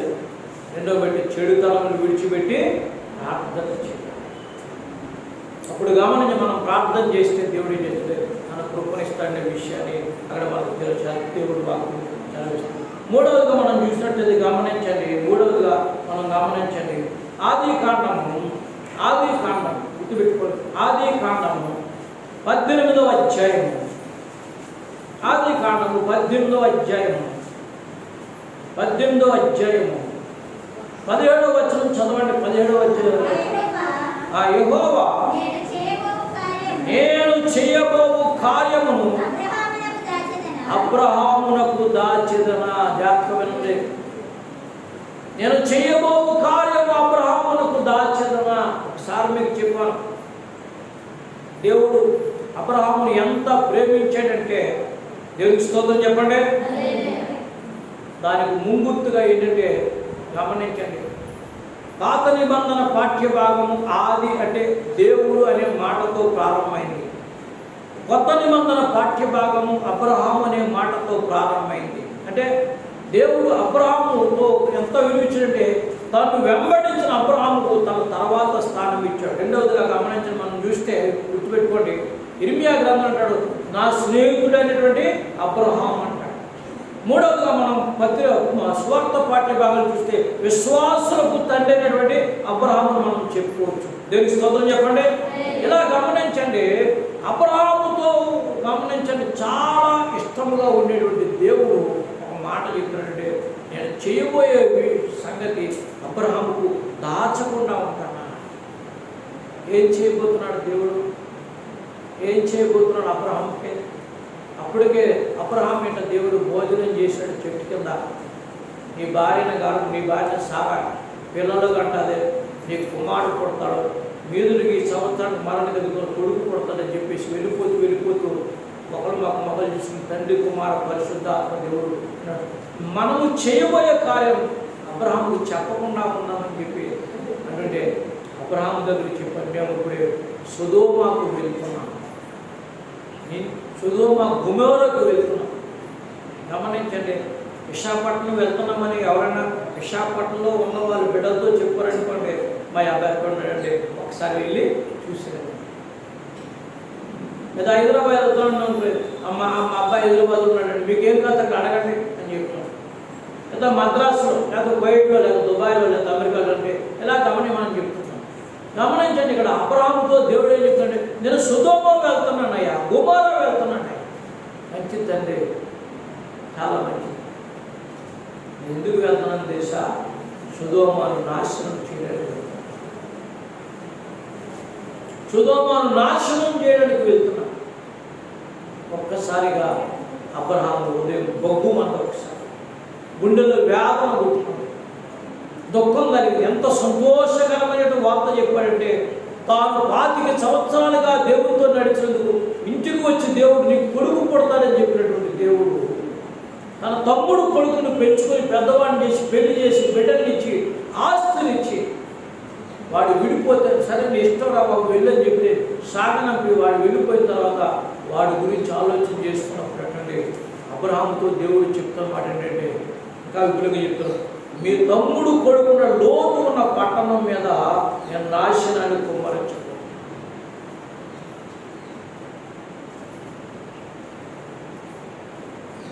అమెరికాలో VCR అని వరల్డ్ ట్రేడ్ సెంటర్ అని ఒకటి ఉండేది. బిన్ లాడెన్ అని అతను విమానాలతో గుర్తించి ఏం చేశాడంటే, దాన్ని అగ్ని చేత కాల్చేసి పోలగొట్టేశాడు. చాలాసార్లు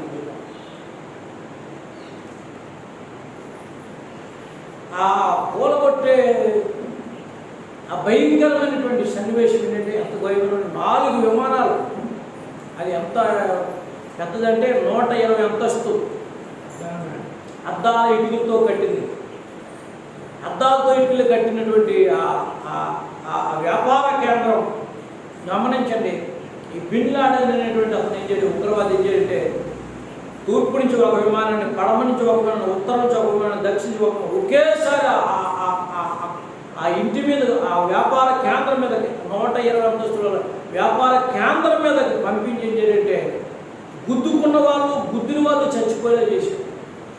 మరి చాలా అలా ఏంటంటే, ఇది చెప్పవలసి వస్తుందా చెప్తాం, అది పవిత్ర యుద్ధం అంట. ఎంతమందిని చంపితే అంత పవిత్రం అంటాడు. అది పవిత్రమా? పవిత్రం చెప్పండి.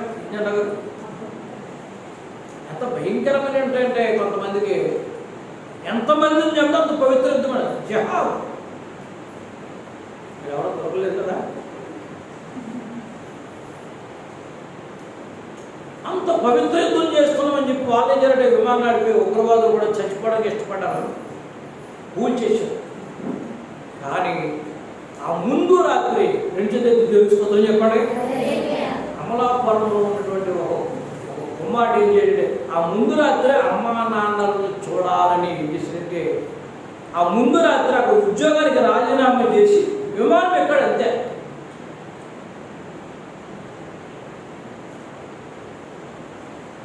జానీ గారు మేనల్డ్ గుమరాజు, జానీ గారు మేనల్డ్ సరోజి గారి అబ్బాయి ఆ ముందు రాత్రే దాంట్లో రిజైన్ చేసేసి అమ్మా నాన్నను చూడాలి, తర్వాత ఇంటే వెళ్ళిపోయేది ఉద్యోగం చేసి ఆ ముందు రాత్రి బయలుదేరి వచ్చాడు.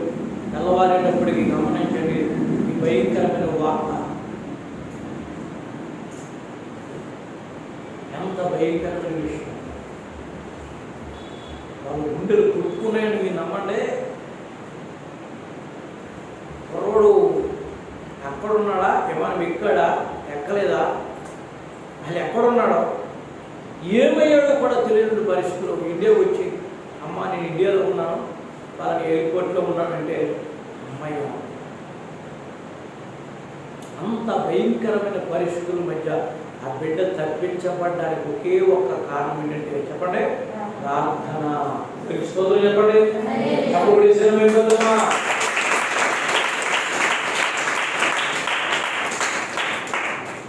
దేవుని బిడ్డలమైనటువంటి మనము గమనించండి, ఇన్ని విషయాలు జరుగుతున్నా అన్నం తినేటప్పుడు ప్రార్థన, పడుకున్నప్పుడు ప్రార్థన, ఏదైనా పని చేస్తున్నప్పుడు ప్రార్థన, మంచివే ఇవన్నీ కాదు. తెలుసు ప్రార్థనకు ప్రత్యేకమైన ఒక సమయము ఉండాలి.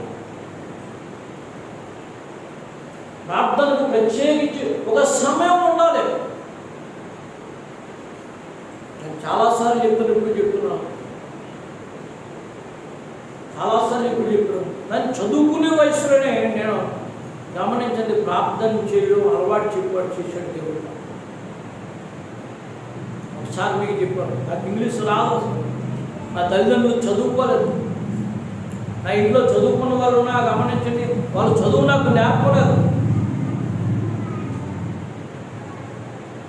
ఇంగ్లీష్ రాని కారణంగా గమనించండి, కాలేజీలో ఒంటరిగా వెళ్ళి ప్రార్థన చేసుకుని ప్రభువా నా కృప చూపించు, నా పట్ల కనికరం చూపించు.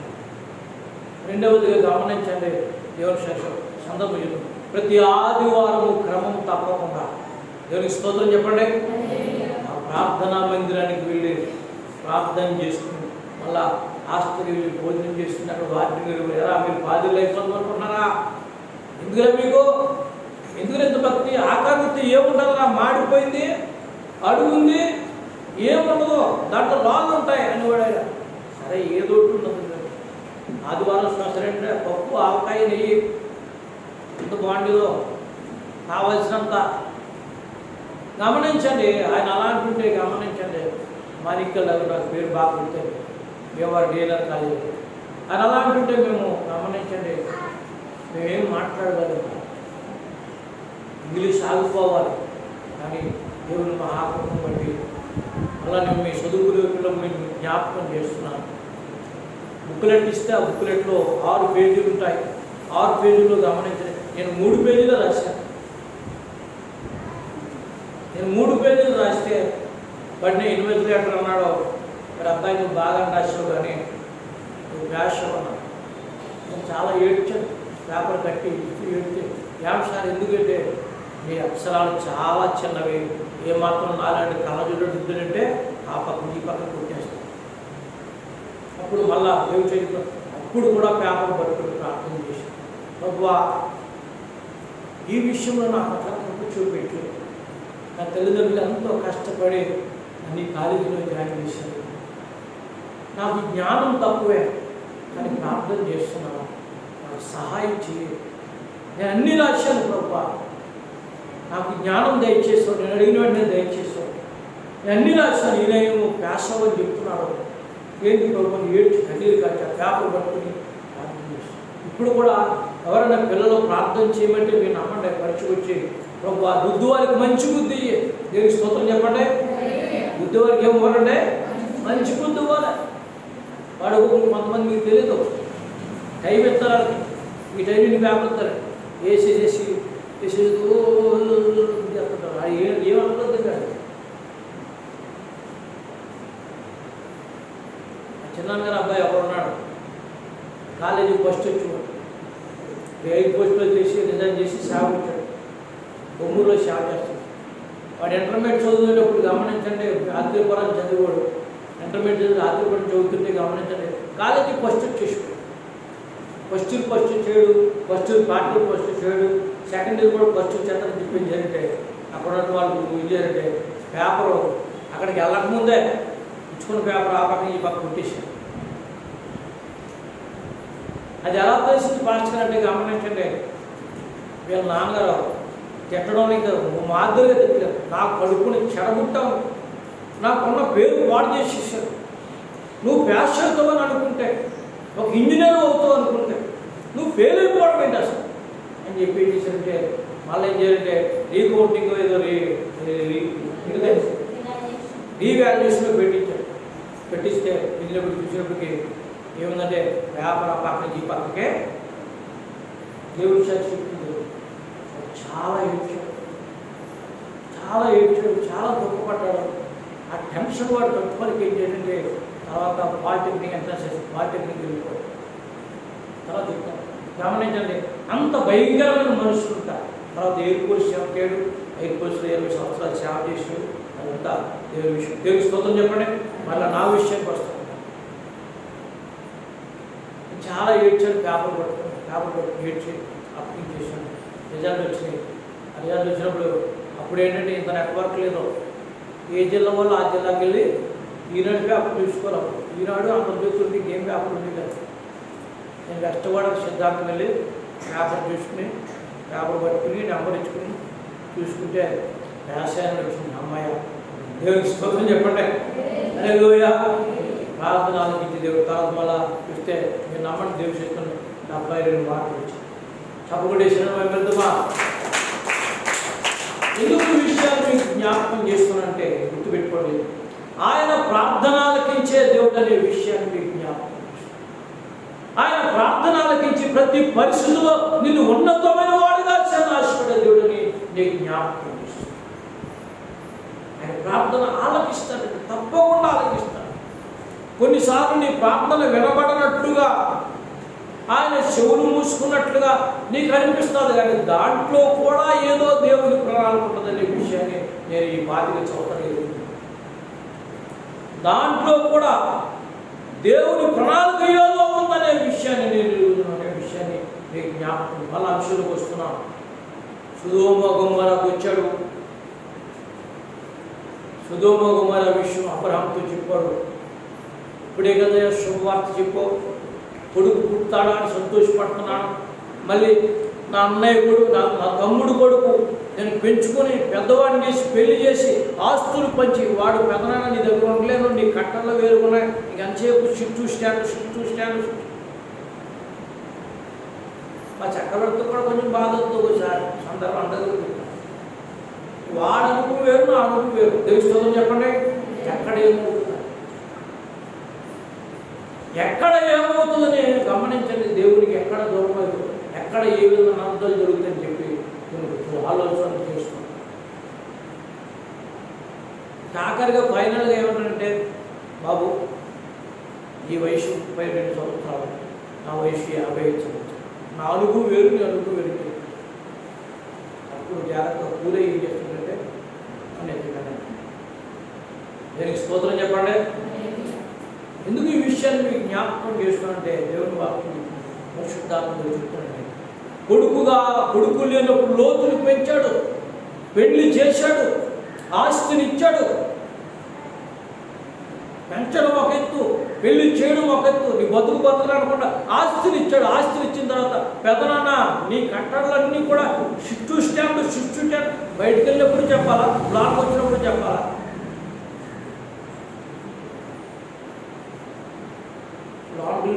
బయటకు వెళ్ళినప్పుడు చెప్పాలి, ఆర్చ్ మీదే చెప్పాలి. తెలుస్తుందో చెప్పండి. తండ్రి గుండె ఎలా కొట్టుకుంటుందో తండ్రికే తెలుసు, కొడుకే తెలుస్తుంది కానీ విజ్ఞానం. తండ్రి గుండె పిల్లల గురించి ఎలా ఆలోచిస్తుందో తండ్రికే తెలుసు, కొడుకేం తెలుస్తుంది, కూతురికేం తెలుస్తుంది. గమనించండి, ఒకవైపున తన కొడుకు కూడా తండ్రి సంతోషించుకుంటే ఒకవైపున తన తమ్ముడు కొడుకున్నటువంటి ఆ సొదొమ గొమొర్రా మీద దేవుని ఉగ్రత దిగి రాబోతుందనే విషయాన్ని గమనించండి. దేవుని ఉగ్రత రాబోతుందనే విషయాన్ని దేవుడు గమనించండి అబ్రహాముతో చెప్తుంటే గమనించండి. అబ్రహాము ఒక్కసారిగా షాక్ అయ్యాడు. అక్కడ అబ్రహాము దేవుడిని అడుగుతున్నాడు. ఈ ప్రార్థనలో మనం నేర్చుకోవాల్సిందంటే దీన్ని విజ్ఞాపన ప్రార్థన అంటారు. చూడండి, ఆది కాండము 12వ అధ్యాయము 18వ అధ్యాయం, ఆది కాండము 18వ అధ్యాయం 18-17 వచ్చి చూడండి. అప్పుడు యెహోవా నేను చేయబోవు కార్యము అబ్రహామునకు దాచెదన. దేవుని స్తోత్రం చెప్పండి. హల్లెలూయా, హల్లెలూయా. ఆశ్చర్యమైన సంగతి ఏంటంటే గమనించండి, దేవుణ్ణి అడుగుతున్నా పట్టణం అంతా నాశనం అయిపోతుంది, ఆ పట్టణ ప్రజలందరూ దేవుని ఉగ్రత పాలైపోతారంటే అబ్రహాము దేవుణ్ణి అడుగుతున్నాడు. చూడండి 24 వచ్చిన సమయంలో చెప్తున్నాను, ఆ పట్టణంలో ఒకవేళ 50 మంది నీతిమంతులు దానిలో ఉన్న 50 మంది నీతిమంతులను ఆ స్థలమును నాశనము చేయక ఆయుధవా ఆ చొప్పున చేసి దుష్టులతో కూడా నీతిమంతులను చంపుటకు నీకు దూరమగును గాక. నీతిమంతుని దుష్టులతో సమానముగా నిలుచుట నీకు దూరమగును గాక. సర్వలోకములకు తీర్పు తీర్చు వాడవు, న్యాయము చేయవాడా అని చెప్పినప్పుడు దేవుని స్తోత్రం చెప్పండి. దేవుణ్ణి అడుగుతున్నాడు. సందర్భం చెప్తున్నాను, గుర్తుపెట్టుకోండి. పుట్టిన వారు ఒకసారి గుడి చేసి చూపించండి. మీ పిల్లలు ఏ పట్టణంలో ఉన్నారు, మీ రక్త సంబంధులు ఏ పట్టణంలో ఉన్నారు. ఉగ్రత రాకుండా ఉండకముందే ఎంజలు వాళ్ళ గురించి ప్రార్థన చేయాలి. మన పిల్లడు బాగానే ఉన్నాడో, మన పిల్లలు బాగానే ఉన్నారో అనుకోవడం మంచిదే, కానీ ప్రార్థన చేయకుండా ఉండడం మాత్రం మంచిది. అంతసేపు అయినా పిల్లలతో మాట్లాడతాం, కానీ గమనించండి, ఆ పిల్లల క్షేమం గురించి ఎవరితో మాట్లాడాలి చెప్పండి? దేవుడితో మాట్లాడాలి. నేను అది చాలాసార్లు మీకు చెప్పేది ఏంటంటే, యజమానిగా నీవు ఇల్లుని వదిలిపెట్టేటప్పుడు పిల్లల గురించి ప్రార్థన చేయి. యజమానిగా నీవు నీ భార్య గురించి ప్రార్థన చేయి. యజమానిగా నీ పని గురించి ప్రార్థన చేయి. యజమాని బయటకు వెళ్ళినప్పుడు నీ భర్త గురించి ప్రార్థన చేయి. తల్లిగా నీ ప్రార్థన అంటే బిడ్డలు స్కూల్కి వెళ్ళినప్పుడు ప్రార్థన చేయి. ఇలా ప్రార్థన చేస్తే సాయంకాలానికి అందరినీ క్షేమంగా కలుపుతాడు. దాన్ని సులువంటాడు, నీ భోజనము బాల చుట్టూ నీ పిల్లలు ఏ నాశనము నీకు కనపడదు. హల్లెలూయా. ఏ నాశనము నీ గుమ్మము తొక్కదు. హల్లెలూయా. వాడు కీడు చెడనేటువంటి మాటకు ఆధారం లేకుండా నీ ఇంటిని కాపలా కాస్తనే విషయాన్ని దేవుని జ్ఞానం చదివి చెప్తున్న విషయం. పట్టణంలో 50 మంది నీతిమంతులైన ఈ పట్టణంలో కాపాడదు. సర్వశక్తుడైన దేవా, ఈ పట్టణాన్ని కాపాడు, ఈ పట్టణాన్ని కాపాడు. గమనించండి, అక్కడ అంతా చెప్పాను కదా, అబ్రహాము సంకల్పం కొట్టుకోవట్లేదు, అదే చెత్తాడు. వేడి విడగలైపోతులే, నేను పెంచాను, పెద్దవాడిని చేశాను, పెళ్లి చేశాను, ఆస్తినిచ్చాను, నా మాట వినకుండా బయటికి పోడు. ఇప్పుడు వాళ్ళ పట్ల పడి చెత్తాడు అనుకోలేదు. గమనించండి, వారి కొరకు దేవుని అడగడం ఎంత తెలివిగా అడుగుతుండే. 50 మంది నీతిమంతులు ఎలా పట్టణంలో కాపాడేదుగా. దేవునికి స్తోత్రం చెప్పండి. హల్లెలూయా. ఇంకా మనం చూస్తే అక్కడ అందుకు ఆయన 22 వచ్చిన అందుకు ఆయన 45 మంది నాకు కనబడేలా ఆ నాశనము అతడు ఎక్కను ఆయనతో మాట్లాడి ఒకవేళ అక్కడ 40 మందియే కనబడిన ఎడల అయినప్పుడు ఆ 40 మందిని బట్టి ఆ పట్టణమును నాశనము చేయబుద్దునని చెప్పగా అతడు ప్రభువా కోపపడని ఎడల నేను మాట్లాడేదను. ఒకవేళ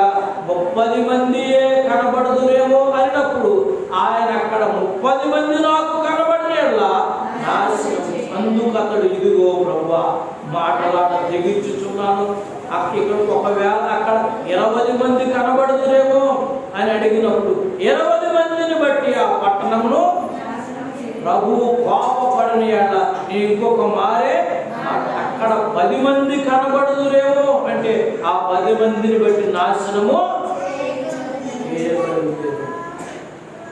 దేవునికి స్తోత్రం చెప్పండి. హల్లెలూయా. నేను ఒక విషయాన్ని ప్రార్థనగా నేర్చుకుంది ఏంటంటే ఈ ఫోన్లు, ఈ వైర్లెస్, ఈ ఇంటర్నెట్లో ఒక రోజున పనిచేయి.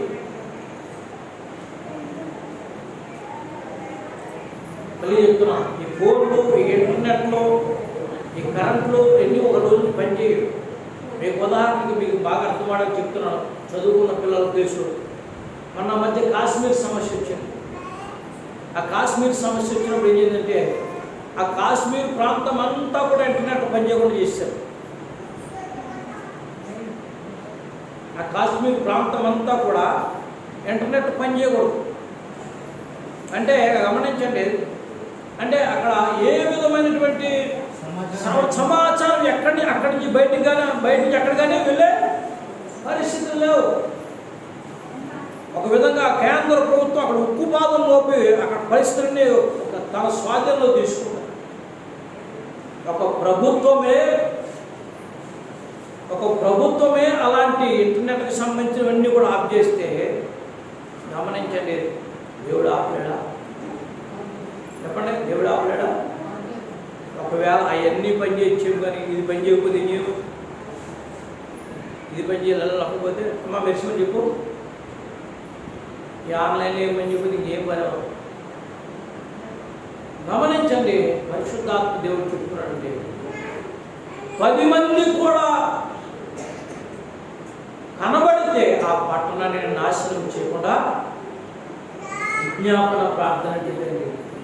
తగ్గించుకుంటూ మన బిడ్డలు ఏ పట్టణంలో ఉన్నారు, ఎక్కడ ఉన్నారు, ఎలా ఉన్నారు, వాళ్ళ యోగక్షేమాల కొరకు మాట్లాడటమే కాకుండా, ఫోన్లో మాట్లాడటమే కాకుండా 2 చేతులకి ప్రభువా నా పెద్ద కుమారుని, నా పెద్ద కొడుకుని, నా పెద్ద కోడల్ని, నా చిన్న కొడుకుని, నా చిన్న కోడల్ని, దూరం ఉన్నటువంటి మరి నా అల్లుడిని, నా కూతుర్ని, ఇలాగ నా యజమాని, నా బిడ్డల్ని, నా తండ్రిని, నా చెప్పింది కదా పాప, మా నాయన, ఇలా మనం రోజు కూడా విజ్ఞాపన చేస్తుంటాం. ప్రార్థనలు బట్టి దేవుడు ఏం చేస్తుంటే పరిస్థితులు మారుతుంది. ఎంత ఆశ్చర్యకరమైన సంగతి ఏంటంటే అబ్రహాము అక్కడే ఉన్నాడు, దేవుడు తన దూతను సొదొమకు పంపించాడు. 2 చేతులెత్తి దేవుడు స్తోత్రం చెప్పండి. దేవుడు అక్కడ అబ్రహాము అక్కడ సొదొమకు దేవుడు దూతను పంపించాడు. ఈ గమనించండి, లోతు ఇంటికి వెళ్ళాడు. లోతు ఇంటిలో ప్రవేశించే దూతలు దేవదూతలు, మీరు బాగా విన్న మాట, దేవదూతలు అంటే లోతు భార్య బిడ్డల చేతులు పట్టుకున్నాయి. చూడండి, వాక్యాన్ని చూపిస్తాను. 19వ అధ్యాయము 16వ వచనం చూడండి. అతడు తడువు చేసెను, అప్పుడు అతని మీద యెహోవా కనికరపడుట వలన ఆ మనుషులు అతని భార్య చేతిని, ఇద్దరు కుమార్తెల చేతులను పట్టుకుని వెలుపలకు, దేవునికి స్తోత్రం చెప్పండి. 17వ వచనం, ఆయన నీ ప్రాణమును దక్కించుకుంటూ పారిపోము, వెనుకకు తిరిగి. గమనించండి, మన నిత్యం ఒకరు ప్రార్థన చేసుకునే వారిని మనం సంపాదించుకోవాలి. మన నిమిత్తం ఒకరిని ప్రార్థన చేసే వారిని సంపాదించుకోవాలి. మనం కూడా మన బిడ్డల గురించి ప్రార్థన చేసే విధంగా దేవుని సన్నిధికి రావాలి అనే విషయాన్ని విజ్ఞాపన. దేవుని వాక్యం చెలవేస్తుందండి. అబ్రహాముకు పుట్టబో కొడుకు గురించి సంతోషము ఉంది, కానీ దాన్ని కొట్టివేయలేదు. కానీ తండ్రి లేని కుమారుడైనటువంటి గమనించండి, లోతుకు పుట్టిన సంతానం కూడా గమనించండి. దేవుని యొక్క వాక్యమును బట్టి మనం జ్ఞాపకం చేసుకుంటే సంతానం బట్టి లోతు కుటుంబం నుంచి ప్రార్థన చేస్తున్నట్టుగా ఆ లోతు సంతానంలోంచే దేవుని స్తోత్రం చెప్పండి. ఆ ప్రార్థన విన్న దేవుడు ఆ లోతు సంతానం నుంచి కొన్ని పొరపాట్లు జరిగి మరి కాదనలేదు, అవి చెప్పడానికి నాకు ఇష్టం లేదు. తర్వాత కొన్ని పొరపాట్లు జరిగినాయి. ఆ సంతానం నుంచే గమనించండి, మోయాబు అనే దూతుడు దేవుడు భూమి మీద పుట్టించాడు. దేవుడి స్తోత్రం చెప్పండి. ఆ రూతు గమనించండి, బోయజును చేసుకొనగా, ఆ బోయజుకు ఉబేదు పుట్టగా, ఆ ఉబేదుకు యెషయా పుట్టగా, ఆ యెషయాకు 7 కొడుకులు దావీదు పుట్టగా, ఆ దావీదు వంశంలో యేసుక్రీస్తు పుట్టాడు. గమనించండి, ఆ యేసుక్రీస్తు ద్వారా ఈ లోక రాజ్యములన్నింటిలోనూ మనము కూడా రక్షించబడడానికి దేవుడు చూపించాడు. ఆశ్చర్యమైన విషయం ఏంటంటే గమనించండి, గుర్తుపెట్టి ముగిస్తున్న రాజ్యం. అబ్రహాము ఆనాడు చేసిన ప్రార్థన వృధా మనందరికీ కూడా ఈ రోజున యేసు ప్రభువు వారి దేవుడు అవ్వడానికి గొప్ప కృప ఏంటంటే ఆ రోజు అబ్రహాము చేసినటువంటి ప్రార్థన. ఆ రోజే అబ్రహాము ప్రార్థన చేయకపోతే గమనించండి, దేవుడు గమనించండి, నినివే పట్టణాన్ని మొత్తం క్షమించండి, సొదొమ గొమొర్ర పట్టణం మొత్తం కాల్చివేస్తే చరిత్ర మరో రీతిగా. కానీ అబ్రహాము ప్రార్థన చేసిన విషయాన్ని ఇక్కడ మనం గమనించండి, ఆలోచించవలసింది ఏంటంటే ప్రార్థన చేయడం ద్వారా ఒక ఆశీర్వాదాన్ని మన తరంలో పొందుకోవడమే కాకుండా నేను స్తోత్రం చెప్పండి, వచ్చే తరాల్లో కూడా పొందుకుంటామనే విషయాన్ని మీకు జ్ఞాపకం చేస్తున్నాం. ఆఖరిగా ముగిస్తున్నాను, గుర్తుపెట్టుకొని యోవేలు గ్రంథం 2వ అధ్యాయం, యోవేలు గ్రంథం ఒక్క వచనం చదువు ముగించేసుకుంటాం. యోవేలు గ్రంథం 2వ అధ్యాయం 12వ వచనం చదువుకున్నాం. ఇప్పుడైనను మీరు ఉపవాసం ఉండి కన్నీరు విడుచుచు దుఃఖించుచు మనపూర్వకంగా తిరిగి నా యొద్దకు రండి. దేవుని స్తోత్రం చెప్పండి. హల్లెలూయా. దుఃఖించుచు కన్నీరు విడుచుచు ఉపవాసం ఉండి మీరు బలం ఉండగా దేవుడి సన్నిధిలో ప్రార్థన చేస్తే ఆ ప్రార్థనకు ప్రతిఫలం ఇస్తారు. 2వ అధ్యాయం 3వ అధ్యాయం చదివితే అంటాడండి, నా జనులైన ఎన్నడను సిగ్గుపడదు. దేవుని స్తోత్రం చెప్పండి. హల్లెలూయా. 2వ అధ్యాయం మన 16 చూస్తే నా జనులు ఇక ఎన్నడూ సిగ్గుపడరు. అంటే ప్రార్థన చేసేవాడు చెప్పండి, చెప్పకూడదు దేవుని అయిపోతావా? ప్రార్థన చేసేవాడు ఎన్నడూ సిగ్గుపడ్డారు అనే విషయాన్ని మనం ప్రార్థన చేద్దాం. ఏ పరిస్థితులైనా దేవుడు వేడుకుందాం, ఏ పరిస్థితులైనా దేవుడి మీద నమ్మకం ఇచ్చుదాం. దేవుడి కొద్ది మాటలు దీవించి మనం ప్రార్థన చేసేవారుగా గురుకొల్పాలని మీకు మనవి చేస్తున్నాను. ప్రతి శుక్రవారం కూడా ప్రార్థన జరుగుతుంది.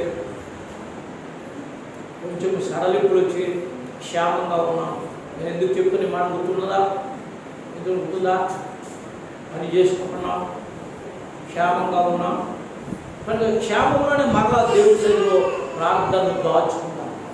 ఆఖరి మాట చెప్తున్నాం, విడిగించడం కాదు.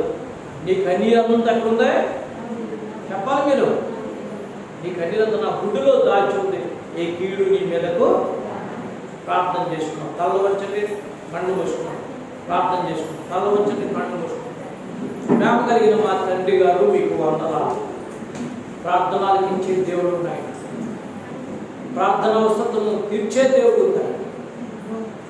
తండ్రి, ఈ మధ్యాహ్నం ప్రార్థన గురించి, మీరు విజ్ఞాపన ప్రార్థన గురించి తండ్రి, చెడుతనము విడిచిపెట్టి తను చేసే ప్రార్థన గురించి, తగ్గించుకునే ప్రార్థన గురించి, కన్నీటితో చేసే ప్రార్థన గురించి మాకు వివరించినందుకు వందనాలు. ఇదంతా నీ దయ, ఇదంతా నీ కనికరమని నమ్ముచున్నాను. నీ కృపతో నడిపించు. వాక్యం ద్వారా మాతో మాట్లాడి మేము మరలా తండ్రి ఆయన నీ నామమును బట్టి ప్రార్థన చేసుకునే వాక్యం దయచేయండి. ఆ దేశంలో ఆ ప్రాంతంలో కాపాడు. యేసు నామమును ప్రార్థించి స్తుతించి అడుగుచున్నాము పరమ తండ్రి.